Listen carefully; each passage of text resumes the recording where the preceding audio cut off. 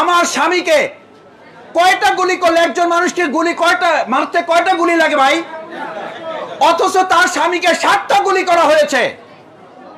এই যারা গুলি করেছেন আপনি কি মনে করেন তারা মানসিকভাবে সুস্থ? একটা আপনারা ভিডিও দেখেছেন, গুলি করার পর লোকটা মরে গেছে, পড়ে গেছে, সেই লোকটাকে ধরে আবার তার পায়ে গুলি করা হয়েছে, সেই লোকটাকে ধরে আবার তার বুকে গুলি করা হয়েছে, ওই একই লোকটার উপর আবার তার মাথায় গুলি করে তার মাথার মগজগুলো বের করে দেওয়া হয়েছে। এই যে অসুস্থ একটা রাষ্ট্র প্রতিষ্ঠা যারা করেছিল, আজকে সে অসুস্থ রাষ্ট্র থেকে আল্লাহ তাআলা মানসিকভাবে আমাদেরকে একটু সুস্থতার মধ্যে দিয়েছেন। এখন শারীরিকভাবে আলহামদুলিল্লাহ সুস্থতার জন্য যা করা দরকার আমরা আপনাদের পাশে থেকে করব। আপনারা শুধু মনের দিক থেকে বাংলাদেশ জামাত ইসলামে এবং আমাদের জন্য, আমরা এই ছোট মানুষ, আমাদের জন্য দোয়া করবেন যে চিন্তাটুকু আমরা করেছি এই কাজটুকু জন্য আল্লাহ আমাদের জন্য সহজ করে দেয়। সকলে বলুন আমিন।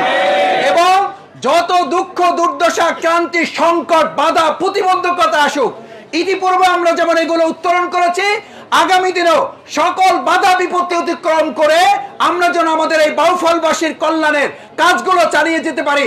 আমরা যদি আপনাদের কাছে আহ্বান জানাই আপনাদের পাশে থাকার, আপনারা কি আপনাদের পাশে আমাদের একটু জায়গা করে দেবেন? ইনশাআল্লাহ, ইনশাআল্লাহ জায়গা করে দিবেন একটু। আল্লাহ তাআলা আপনাদের কবুল করুন। আমি বলছি আজকে এটা উদ্বোধন ঘোষণা করছি, আল্লাহ তাআলা কবুল করুন। আমাদের চিকিৎসকদেরকে সুস্থ রাখুন, ভালো রাখুন, স্বাভাবিক রাখুন। এবং এখানে স্বেচ্ছাসেবক যারা আছেন তাদের অনুরোধ করব, আমাদের ভাইয়েরা যারা আসছেন, মায়েরা যারা আসছেন, বোনেরা যারা আসছেন, চাচিরা যারা আসছেন, আমাদের মা বোনদেরকে একটু আগে দিবেন। তারা দেখার পরে আমাদের ভাইয়েরা মেহরবানি করে একটু সিরিয়াল মেনটেন করবেন। ডাক্তারগণ যেন সুশৃঙ্খলভাবে আপনাদের চিকিৎসা সেবা একজন বাকি রেখেও এখানকার চিকিৎসকগণ আপনাদেরকে রেখে যাবেন না ইনশাআল্লাহ। আজকে আমরা এটা উদ্বোধন করে দিলাম, 2 দিন ব্যাপী চলবে।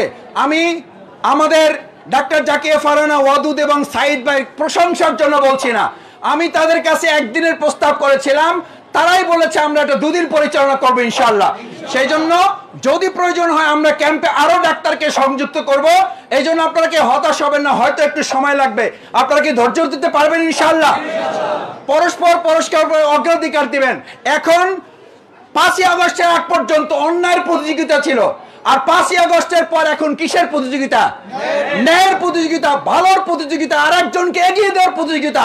এই প্র্যাকটিস আমরা আজকের এই প্রোগ্রামে করব, পারবো ইনশাআল্লাহ। 5ই আগস্টের এই ঘটনায় কয়েক শত মানুষ, কয়েক শত ছাত্র জনতা শুধু চোখ হারিয়েছেন, যারা আর কোনোদিন বেঁচে থাকলেও তারা এই দুনিয়া দেখতে পারবেন। আমি আজকেও আপনাদেরকে অনুরোধ করতে চাই, বাউফলে যে যে দল করেন এটি তার ব্যক্তি স্বাধীনতা, কিন্তু বাউফলের মানুষের কল্যাণে কোনো কাজ হলে সেখানে রাজনীতি আপনারা ঢুকাবেন না।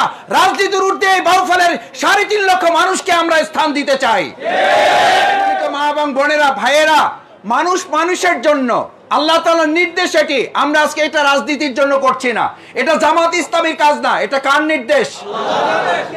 ইয়া আইয়ুহাল্লাযীনা আমানু রুকউ ওয়াসজুদু ওয়াবুদু। আল্লাহর নির্দেশ রুকু করো, আল্লাহর নির্দেশ সিজদা করো, আল্লাহর নির্দেশ তার গোলামি করো, আল্লাহর নির্দেশ রব্বাকুম আফআলুল খায়র, তোমরা সমাজের কল্যাণে মানুষের কল্যাণে কাজ করো। যা কাজ করছে এটা ভোটের জন্য কাজ করছি না। বাংলাদেশ জামাত ইসলামী আগামীতে নির্বাচন করবে করবে না সেটি বহু পরে আলোচনা, এখন নির্বাচনের আলোচনার জন্য আমরা আসি নাই। এখন বাউফল আমরা রাজনীতি করার জন্য আসি নাই, এখন আমরা এসেছি মানুষের পাশে দাঁড়াবার জন্য।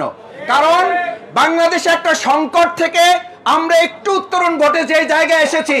দীর্ঘদিন মানুষ মানসিকভাবে অসুস্থ হয়ে পড়েছে। আমাকে অনেকে বলেছে, মাসুদ ভাই আমরা শারীরিকভাবে অসুস্থ না, আমরা মানসিকভাবে অসুস্থ। কারণ আমাদের উপরে এক মানসিক রোগী 15.5 বছর আমাদেরকে গোলাম বানিয়ে রেখেছিল। এই মানসিক রোগী যে মানসিক রোগী আপনারা বিভিন্ন ভিডিও দেখলে বুঝতে পারবেন। আমি সেদিন এক শহীদ পরিবারের কাছে গিয়েছি, বলছে মাসুদ ভাই